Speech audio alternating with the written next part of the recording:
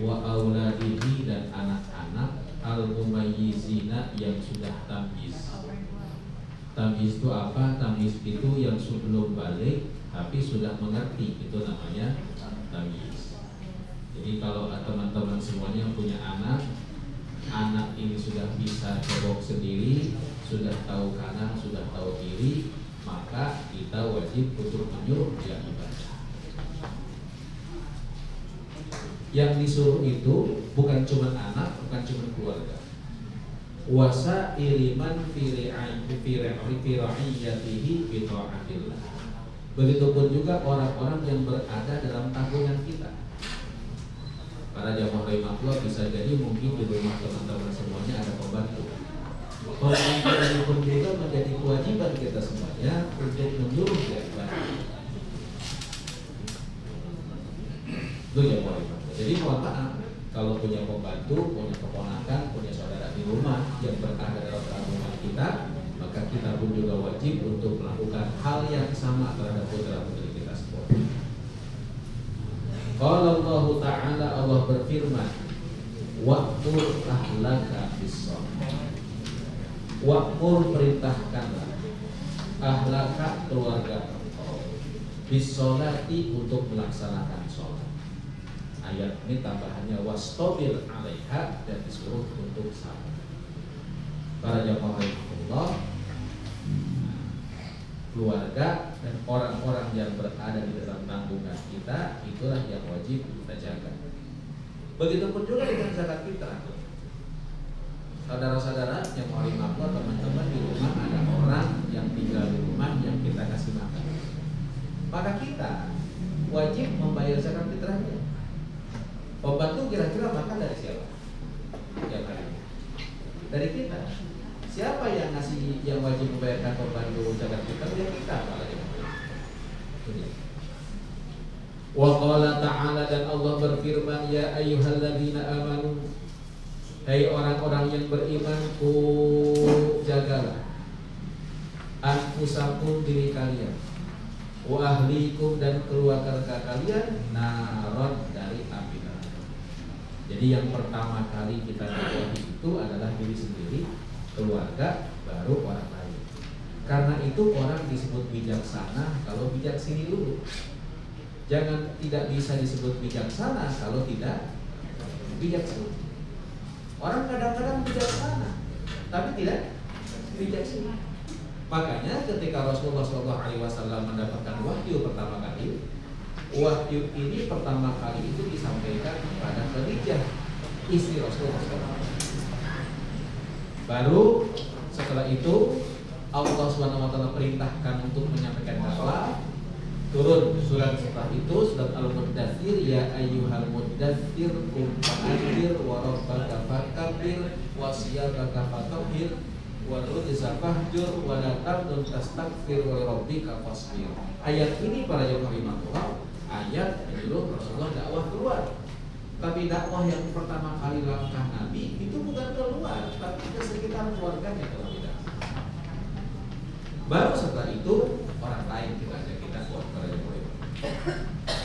Wa an Abi Hurairah radhiyallahu anhu qala, dari sahabat Abu Hurairah radhiyallahu anhu. Sering saya jelaskan, Abu Hurairah ini sering kita dengar namanya, ya kan? Nama Abu Hurairah ini merupakan panggilan Nabi. Jadi Nabi itu sering nyebut Abdurrahman bin Sakhr, nama aslinya ini, dengan kalimat Abahir atau Abah Hurairah. Mengapa demikian? Karena Abu Hurairah ini kalau tidur melingkar. Nah, di tengah-tengah itu ada kucing. Jadi seperti ngekepin kucing. Nah, karena kalau tidur suka ngekepin kucing, disebut bapaknya kucing atau kucing. Para jamaah rahimahullah, Abu Hurairah ini termasuk ashabus suffah. Ashabus suffah itu apa? Sahabat Nabi yang tidak punya keluarga, yang tidak punya sanak saudara, akhirnya hidup bersama Nabi. Tidurnya di mana? Tidurnya di Masjid Nabawi. Makannya bagaimana? Makannya makan apa yang dimakan Rasulullah. Minumnya bagaimana? Minum apa yang diminum Rasulullah. Nah, sahabat ini ada sekitar sekitar 70 orang. Ada yang Nabi beresin rumah Nabi. Jadi antaranya namanya yang rahimahullah adalah Anas bin Malik. Anas bin Malik ini tugasnya beresin rumah Rasulullah SAW. Dan jadi pembantunya Nabi ini teman-teman semuanya, Anas bin Malik ini nggak minta gaji. Kalaupun dikasih duit ditolak oleh Anas bin Malik. Kenapa sebabnya? Kata Anas bin Malik, ya Rasul, saya tidak mau gaji. Saya nggak mau dikasih duit. Maunya apa? Doain saya. Para jamaah rahimahullah, menjelang wafat Rasulullah, Anas bin Malik ditanya, Anas bin Malik, ente mau didoain apa? Ya Rasul, doain saya 1 umur panjang, 2 banyak harta, 3 mati masuk surga.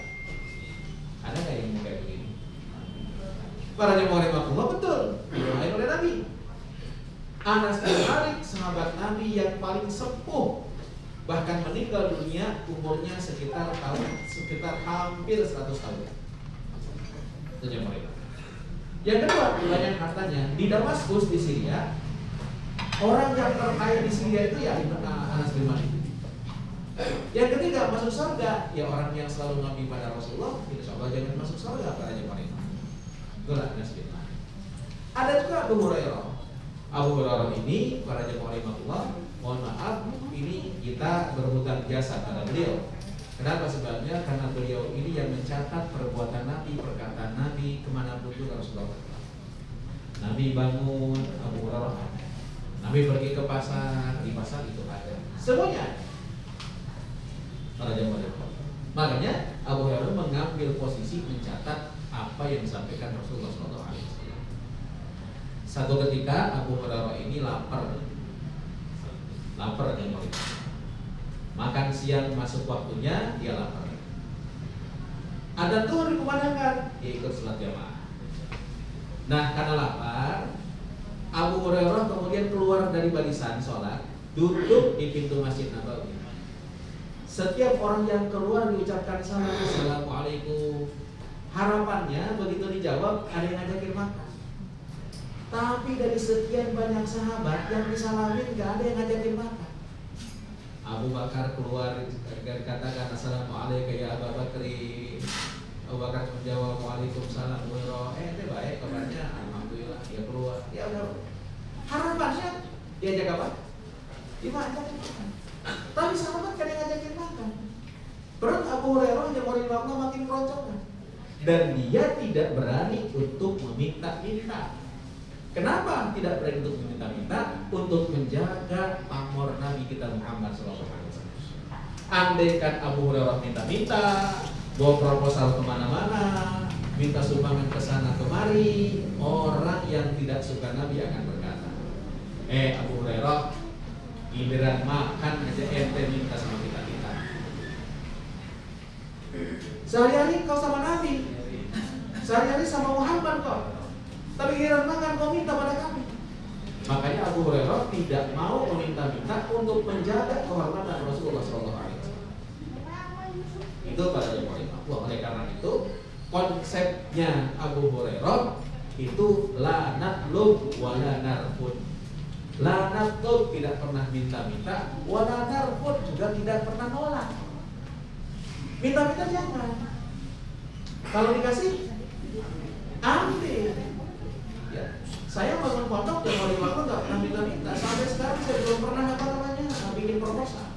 Tapi kalau ada yang mau ngasih, cobain aja, nggak bakal saya tolak. Itu konsepnya. Kenapa sebabnya? Karena kalau sudah minta-minta, khawatir agama jadi rendah. Makanya para jemaah rahimahullah, dalam teori penjajahan ada sebuah kaidah, beggar cannot be chosen. Kalau dalam bahasa Arabnya, jawwid kalbaka yatbak. Jadikan orang itu lapar. Kalau orang lapar, pasti akan ngikutin kau. Teori penjajahan, semua negara-negara yang dijajah dimiskinkan, ya kan? Bukan cuma miskin fisik, miskin otak, bahkan miskin gizi. Dan penjajahan ini terjadi sekarang di Indonesia. Dulu orang-orang Indonesia zaman Belanda susah ngakses makanan enak. Kenapa? Makanan enak mahal. Sekarang pun juga otak orang Indonesia dibikin kerdil. Kenapa? Karena makanan, khususnya makanan bergizi mahal. Bisa dibayangkan Januari Makmur sekarang telur 55.000. Satu kilo. Saya kaget ke pasar, Masya Allah. Mungkin teman-teman perempuan ini nggak pernah ke pasar. Kalau saya ke pasar tiap hari buat santri, saya kaget melihat telur berapa? 50.000. Itu telur, gimana ayamnya? Mohon maaf, padahal sekarang konsumsi yang paling murah untuk vitamin orang Indonesia adalah telur. Teman-teman, kalau masuk ke warteg, milih telur, milih daging. Milih telur, kenapa? Dalam pandangan kita lebih murah. Kenyataannya sekarang lebih mahal dibandingkan ayam. Ayam cuma 43.000 per kilo, telur 55.000. Masya Allah, saya hanya berpikir ini adalah metode penjajahan zaman sekarang. Sehingga mohon maaf tahun-tahun yang akan datang karena kurang gizi, anak kita kerdil-kerdil di Morimako, punter-punter. Nah itu yang Morimako. Nah, Abu Hurairah apa? Yang terakhir keluar dari masjid Rasulullah SAW. Nabi itu punya kepekaan sosial luar biasa. Begitu melihat Abu Hurairah di pintu masjid ngucapin salam, assalamualaikum, assalamualaikum, assalamualaikum, Rasulullah langsung tegur, Abu Hurairah, ente lapar ya? Abu Hurairah langsung diam. Iya ya Rabbi, saya belum makan. Baik, kalau gitu datang ke rumah saya. Diajak datang ke rumah Nabi, para jemaah rahimahullah, Rasulullah nyiapin susu. Jadi kalau orang Arab itu minum susu cukup mengenyangkan. Beda dengan orang Sukabumi. Orang Sukabumi udah makan lontong, tapi belum makan. Kenapa? Baru lontong, belum makan. Nah, para jemaah rahimahullah disiapin susu. Susuknya satu gelas. Kata Rasulullah, Abu Hurairah, yang belum makan itu bukan ente doang. Teman-teman ente 70 orang juga belum pada makan. Panggil kemarin. Suruh kali. Abu Hurairah bingung. Susuknya cuma satu gelas, orang yang minum 70 orang. Tapi karena Nabi yang nyuruh, dipanggillah 70 orang. Masuk, minum dari segelas susu, kenyang, mundur, keluar, sampai 70 orang. Terakhir Abu Hurairah di depannya ada susu. Kata Rasulullah, ishrab ya Abu Hurairah. Abu Hurairah minum. Minum Abu Hurairah sampai kenyang, sampai nggak bisa minum lagi. Alas, beres Abu Hurairah, beres ya Rasulullah. Rasulullah kemudian ngambil dia bawa 15 gelasnya, minum di bekas minumnya Abu Hurairah tadi. Rasulullah berkata, Sayyidul qawmi akhiruhum syurban. Pemimpin itu adalah orang yang terakhir kali menikmati. Makanya dalam hadis ini, yang mohon maaf, nakoda kapal baru boleh terjun ke laut kalau semua penumpang terjun. Kenapa pemimpinnya dia? Harusnya yang ngerasa telur mahal pemimpin, bukan rakyatnya. Itulah hebatnya Rasulullah. Nah, Abu Hurairah meriwayatkan, Akhadal Hasan bin Ali radhiyallahu anhu tamratan. Satu ketika Rasulullah SAW bersama dengan keluarganya di rumahnya Rasulullah SAW. Rasulullah punya cucu. Pertama Sayyidina Hasan, yang kedua Sayyidina Husain. Jadi keluarga Nabi, keturunan Nabi yang sekarang ada itu adalah dari jalur Hasan dan Husain. Hasan ini teman-teman semuanya, Hasan ini adalah pemimpin. Jadi khalifah itu satu Abu Bakar, yang kedua Umar, yang ketiga Utsman, yang keempat Ali, yang kelima Hasan. Jadi harusnya Hasan dihitung. Cuman sayangnya jemaah Rasulullah kita hanya berpikir khalifah Rasulullah ada berapa? Jemaah Rasulullah, Hasan ini dalam catatan sejarah adalah khalifah Rasulullah yang berhasil menyatukan umat Islam. Jadi kata Nabi, al-khilafatu min ba'di 30 sanatan. Khilafah, kepemimpinan setelah aku 30 sanatan itu 30 tahun. Wa ba'da dzalika mulkun adud. Dan setelah 30 ini yang muncul bukan khalifah, yang muncul bukan pemimpin baik, tapi pemimpin raja-raja yang menggigit, kata Rasulullah SAW. Jadi teman-teman semuanya, Nabi itu kalau bicara pasti kejadian. Jadi tidak ada kata perkiraan Nabi, nggak ada, pasti kejadian. Nabi itu jamaah rahimahullah, salah satu mukjizatnya adalah mengetahui hal-hal yang akan terjadi yang akan datang. Hal-hal yang akan terjadi yang akan datang, tapi bukan ditebak-tebak, kejadian. Kata Nabi, khilafah setelah aku 30 tahun, betul. Abu Bakar 3 tahun, Umar 12 tahun. 3 tambah 12 berapa? Hah? 15. Sayyidina Utsman bin Affan yang rahimahullah itu yang rahimahullah sekitar 10 tahunan. Sayyidina Ali bin Abi Thalib sekitar 4 tahun kurang. 5 tahun kurang. Berapa? Berapa? Hah? 30 tahun. Nah, yang rahimahullah 30 tahun. Setelah 30 tahun, Sayyidina Ali bin Abi Thalib meninggal dunia, terjadi huru-hara yang rahimahullah, satu kelompok ingin Ali, satu kelompok tidak ingin Ali, yang rahimahullah, akhirnya Hasan naik jadi pemimpin. Melihat umat Islam terpecah, Hasan akhirnya turun dari jabatan presidennya. Makanya Rasulullah SAW pernah khutbah sambil memegang cucunya. Apa kata Rasulullah? Inna ibni hadza sayyidun. Anakku ini, artinya cucuku ini, kata Nabi, itu akan jadi pemimpin. Asallahu ayyaj'ala asallahu ayyusliha bainal fi'ataini minal muslimin. Semoga Allah di tangannya akan mempersatukan umat Islam yang sedang bertontokan. Jadi teman-teman, kalau sekarang kita bicara khilafah itu apa sih? Khilafah itu, mohon maaf, Islam itu tidak pernah menjelaskan tentang bentuk negara. Yang penting itu adalah jamaah rahimahullah, pemimpin ini punya sifat khilafah. Itu yang penting. Bentuk negara, mau republik, mau kerajaan, mau apa lagi? Teokrasi seperti Israel, terserah. Yang penting raja, pemimpin, presiden, apa tadi, apakah yang disebutnya itu mempunyai jiwa khilafah. Jadi teman-teman semuanya jamaah rahimahullah, sekarang orang gembor-gembor khilafah, tegakkan khilafah, tegakkan khilafah. Khilafah yang mana? Ya. Kalau Turki Utsmani itu disebut sebagai khilafah Islamiyah, pemimpin Islam sedunia. Mohon maaf teman-teman semuanya, teman-teman mungkin sudah ke Turki, bagaimana mewahnya raja-raja Turki. Itu para jemaah. Dan maaf, Nabi ternyata, Nabi ini kan presiden.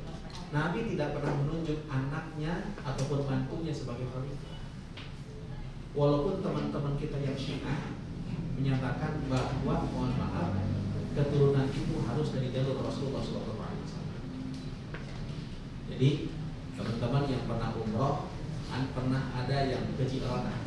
Tahu kan Ji'rana? Hah? Tempat ikut? Teman-teman semuanya pernah umroh? Ya, umroh ikut.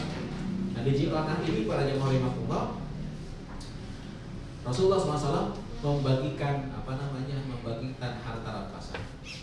Harta rampasan perang ini jemaah rahimahullah diprotes oleh seorang sahabat. Ya Nabi. Ya Rasulullah. Orang ini Nabi kaget. Kata Nabi, kalau seandainya saya nggak berbuat tadi, siapa lagi yang berbuat tadi? Lalu Rasulullah katakan, anak cucu yang protes tadi itu akan sampai hari kiamat nanti. Itulah yang sekarang jamaah rahimahullah suka nyalahin orang, terasa paling benar. Nah, itu bahaya. Nah, urusan jamaah rahimahullah khilafah, Rasulullah tidak pernah menjelaskan apa. Bentuk negara silahkan, tapi yang penting pemimpinnya bersifat berjiwa khilafah. Berjiwa khilafah itu bagaimana teman-teman? Mohon maaf, rakyat di bawah doa, ya Allah, ini pangan naik. Nah, si raja, si pemimpin yang mau rahimahullah merealisasikan doanya dengan menstabilkan pemimpin. Apa namanya? Harga itu diantaranya. Nah, Sayyidina Hasan bin Ali bin Abi Thalib ini pemimpin, walaupun jadi khalifahnya cuma 7 bulan. Abu Bakar 3 tahun. Sayyidina Umar 12 tahun. Ya. Sayyidina Umar 10 tahun, Utsman 12 tahun. Hasan itu cuma 7 tahun. Hasan ini habis dari khalifah, turun, akhirnya beliau meninggal, diracun. Diracun oleh siapa? Imam As-Suyuti katakan beliau diracun oleh istri. Inilah yang disebut dalam istilah orang Sukabumi, sleeping with the enemy. Itu kata orang Sukabumi. Itu aja mulai orang Sukabumi ngomong ya gitu. Nah, Hasan turun, Husain ingin naik.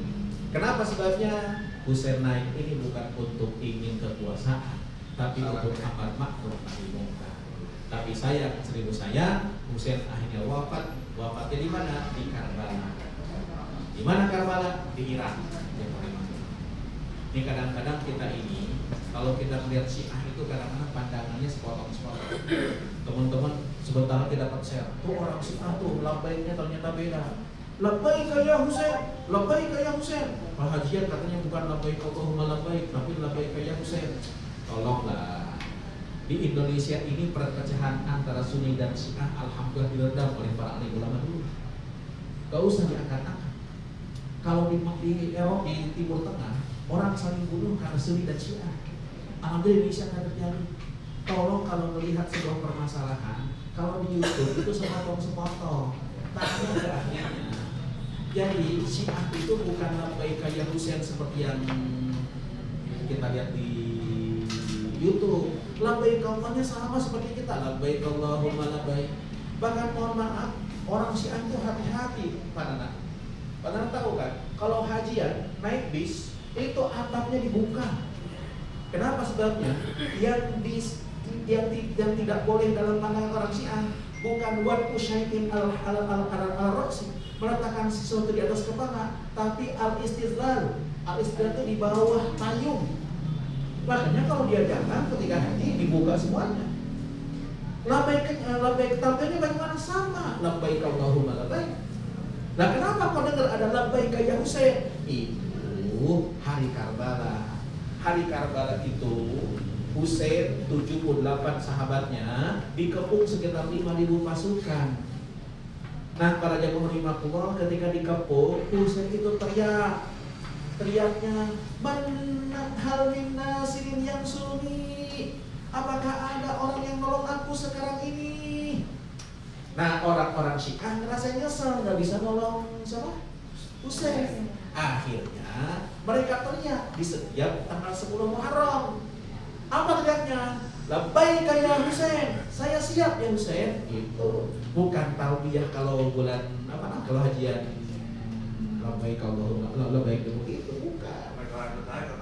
Nah, orang Betawi dipanggil bek gitu kan, gitu. Itu panggilan pendek dari labbaik. Enggak, saya ngomong begini bukan saya membela Syiah, bukan, tapi meletakkan sesuatu pada tempatnya sehingga kita tidak saling curiga sama Islam di mereka.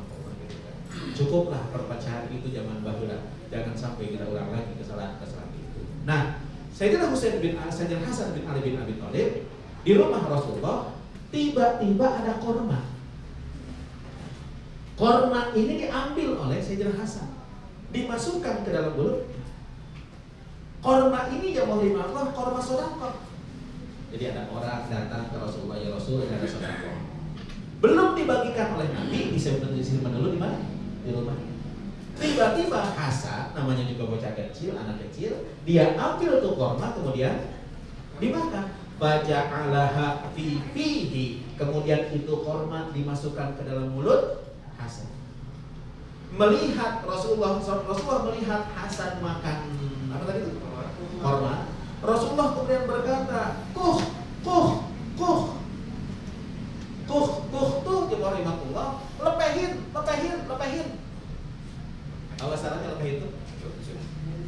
Oke, cuk gitu kan. Kalau orang Arab, kuh. Karena orang Arab gak bisa nyebut C, gak bisa nyebut G, gak bisa nyebut C. Makanya tulisan Arab Bogor bujur. Itu orang Arab. Bandung, gak bisa nyebut C juga gak ada. jemaah rahimahullah. Ada jim titik 3 itu Arab keruput. Itu zaman dulu kalau kita ngaji pakai tulisan Arab apa namanya? Arab pagon apa? Itu jim tuh C itu jim titik 3. Nah kata Nabi, lepehin, cuh. Irmi biha, kata Nabi. Buang. Lalu Rasul berkata, amma alimta anna la nakulu as-sadaqata. Hasan, ingat, kami tidak makan sedekah. Jadi teman-teman, ada kelompok orang yang tidak boleh menerima sedekah.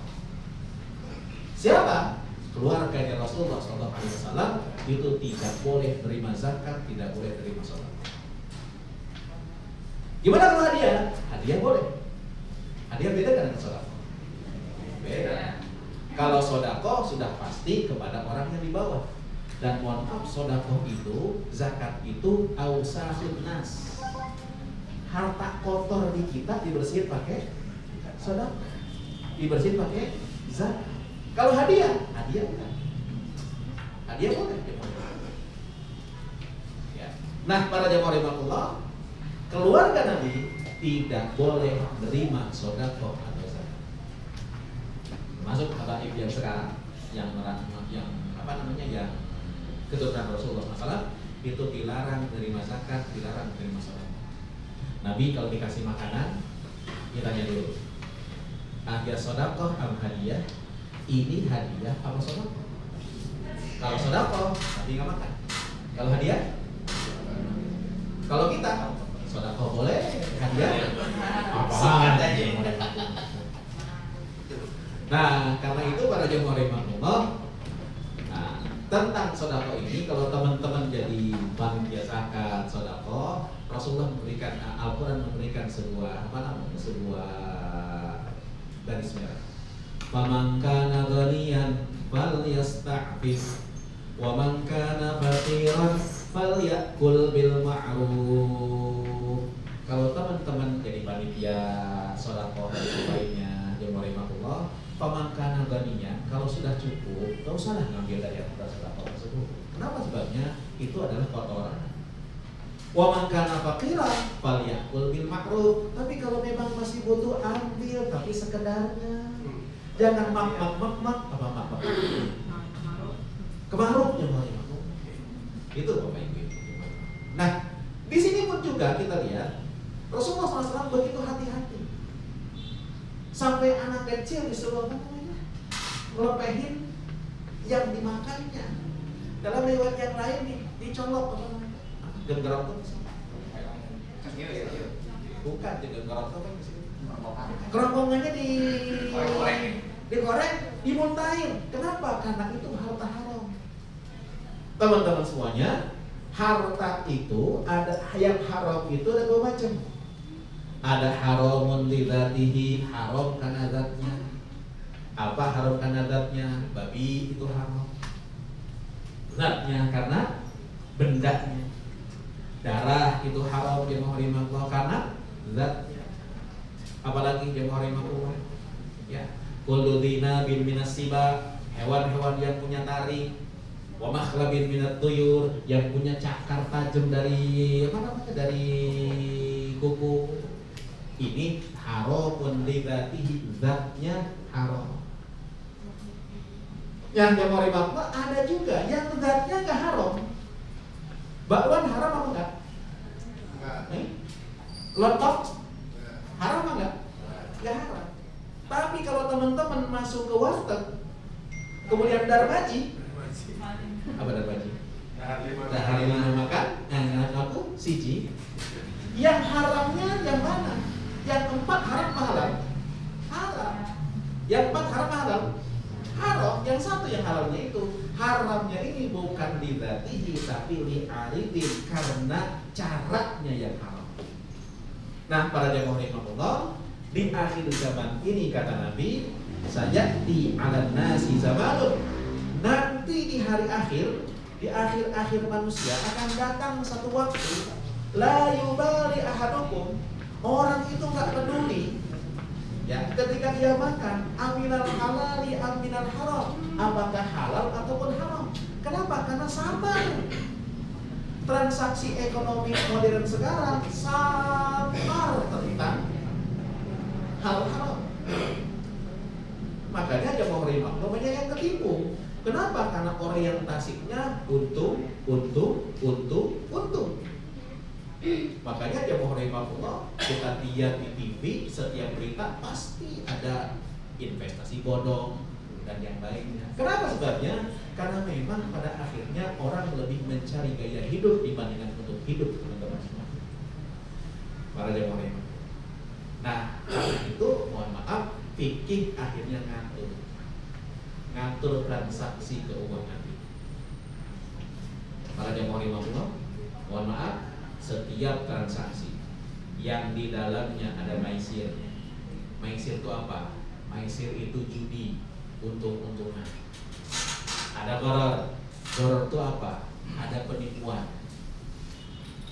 Maka ada maisir, ada gharar yang rahimahullah, maka hal demikian haram walaupun menurut pandangan orang-orang itu halal, tetap halal. Contoh bagaimana teman-teman semua? Saya termasuk orang yang moderat dalam menentukan apakah kerja di bank halal ataupun haram. Bagi saya halal orang kerja di bank. Tapi jamaah rahimahullah, ada unsur-unsur dalam pandangan saya yang memang haram. Kalau kita bicara riba itu bukan sekedar saya pinjemin duit ke teman-teman 100.000 dibalikin 110.000, bukan sekedar itu. Teman-teman mohon maaf, kalau saya pinjemin duit ke teman-teman 2 miliar, amin ya rabbal alamin. Karena uang saya ada 1 triliun, amin ya rabbal alamin. Jadi kalau ngayal tuh yang tinggi-tinggi, ngayal cuma punya 100.000, ya Allah, ngayal tuh doa, ya kan? Saya punya duit 1 triliun, amin ya rabbal alamin. Teman-teman datang ke saya, Mi, pinjam duit dong 2 miliar. Oh ya gampang. Oh, ya kan? 2 miliar dikasih sekarang. Tahun depan dibalikin 2 miliar, yang rugi saya apa teman-teman? Yang rugi saya. 2 miliar sekarang bisa beli Lexus. Oh iya betul. Ya kan? Lexus harganya 2 miliar. Tahun depan kebayar nggak Lexus? Nggak kebayar. Tahun sekarang dia mau dipakai 2 miliar, bisa beli rumah di Bintaro 100 meter. Tahun depan bisa beli kemana? Jadi yang rugi kira-kira saya atau teman-teman semuanya? Yang rugi saya, yang untung. Karena itu para jemaah rahimahullah, mohon maaf, di dalam konsep fikih bukan cuman antarodin, bukan cuman apa namanya saling rito, tapi la tazlimuna wala tudlamun. Orang itu tidak boleh memberikan dolim ke orang, berdolim kepada orang lain, juga jangan sampai kita didolimi. La dororo wala diroro, tidak boleh memberikan madarat kepada orang lain, dan juga jangan sampai kita masuk dalam kemadaratan. Itu para jemaah rahimahullah. Kenapa bisa demikian? Karena memang secara makro ekonomi uang zaman sekarang masih masih menjadi komoditi. Kalau dibalik komoditinya uang hanya sebagai tukar, alat tukar, tidak akan pernah terjadi inflasi. Nah karena itu jemaah rahimahullah, saran saya kalau teman-teman utangin duit, konversikan ke dalam apa namanya? Emas. Konversikan ke dalam emas. Ya, teman-teman pinjam ke saya 1 kilogram emas, amin ya rabbal alamin. Pak Ustadz, saya mau kawin, saya nggak punya emas, pinjam dong emasnya 1 kilo, mau saya pakai semuanya. Di pelaminan saya mau pakai apa namanya emas 1 kilo, ininya melerot, sampai supiak apa supiak itu? Ya, emas semuanya, boleh nggak Pak Ustadz? Boleh, pinjam lah. Para jemaah rahimahullah, dibalikin harus berapa? 1 kilo. Kenapa? Standar. Jadi kalau seandainya teman-teman ingin bertransaksi dengan perbankan segala macam, tolong apa namanya? Konversikan aja ke emas. Khawatir terjebak harga ribawi dia boleh. Nah inilah teman-teman semuanya, ada haram li dzatihi, haram karena bendanya, ada haram li alidin karena haram karena aspek yang menghasilkan kontribusi. Yang pasti Kenapa sih Sayyidina Hasan dilarang makan korma? Karena Rasulullah katakan kami tidak makan sodakoh, dan Rasulullah mengingatkan mana bada bin haramin fannaru aulabi. Apapun yang kita makan dari barang haram yang Allah, mohon maaf, itu neraka lebih cocok untuk menggapainya. Teman-teman mohon maaf, orang kalau udah mau mati ya, itu hartanya itu pasti dibersihin. Jangankan harta hasil haram, gigi palsunya dicopot atau enggak? Orang mau mati nih, gigi palsunya copot enggak? Enggak dicopot. Orang mau mati dia mau mohon maaf. Itulah sebelum meninggal dunia, itu harta-harta yang haramnya terlebih dahulu itu biasanya dikuras dulu sama Allah. Saya dulu kerja yang mau mohon maaf. Saya dulu kerja lama di freight and forwarder. Freight and forwarder itu ngurus barang di Tanjung Priok. Ya, ngurus barang di Tanjung Priok. Tahu sendiri kan? Dekat Tanjung Priok, duitnya gede-gede. Dan teman-teman mohon maaf, di Tanjung Priok itu biasanya gajiannya itu tiap minggu. Padahal pegawai negeri kira-kira gajiannya kapan? Akhir bulan. Sebulan sekali kan? Ini tiap minggu itu gajian. Mohon maaf, pejabat-pejabat yang begitu tuh saya nggak sebutin instansinya. Begitu hari ini pensiun, besoknya stroke ya mohon maaf gitu. Hartanya bagaimana? Habis saja. Jadi mohon maaf, uang setan pasti dimakan jin. Nggak mungkin uang setan jadi malaikat di mohon maaf gitu. Makanya pernah ada seorang ulama namanya Syekh Zadul Haq. Syekh Zadul Haq ini jangan rahimahullah, Syekhul Azhar dulu tahun 70-an. Dia punya prinsip yang kuat. Teman-teman semuanya, salah satu negara yang terkorup selain Indonesia itu Mesir. Mesir itu dari zaman Belanda, Bapak Ibu, kan peradabannya sudah, tapi nggak maju-maju. Kenapa? Korupsinya banyak. Jadi ternyata Mesir itu, walaupun Fir'aun sudah mati, ya kan? Keturunan Fir'aun masih ada nggak? Masih ada. Yang korupsi itu kan Fir'aun, bukan Fir'aun. Satu ketika ada orang taubat, datang ke Syekh Zadul Haq. Syekh, saya ingin taubat. Saya korupsi. Berapa? 1 miliar. Kalau baik. Kalau Anda mau taubat, Anda korupsi, balikin uangnya yang 1 miliar tersebut. Baik, dibalikin, bisa kasih ke Syekhul Azhar. Ama Syekhul Azhar gak dibikin masjid. Ama Syekhul Azhar gak dibikin kelas. Ama Syekhul Azhar gak dibikin taman. Dibikin apa? Toilet. Toilet Al-Azhar semuanya dibikin bagus. Hasil uang korupsi. Kenapa? Ini tanda kalau yang kotor tidak mungkin jadi bersih. Yang paling makhluk. Jadi kalau teman-teman yang paling makhluk punya uang yang haram, yang paling makhluk jangan harap akan kembali kepada Allah. Tapi insya Allah kalau nggak ke rumah sakit, ya naudzubillah min dzalik. Ya Allah, saya teringat satu ketika saya diundang jamaah untuk isi ceramah di sebuah tempat di daerah Simpro. Teman-teman semuanya, begitu sampai ke Simpro, selesai ceramah, tuan rumah ngomong, Ustaz, mau nggak nengokin saudara saya? Di mana? Di sini. Di mana? Begitu sampai ke rumah, ke kamarnya, ICU pindah ke sini. Mati enggak, hidup tak mau. Alat yang di rumah sakit pindah semuanya ke sini.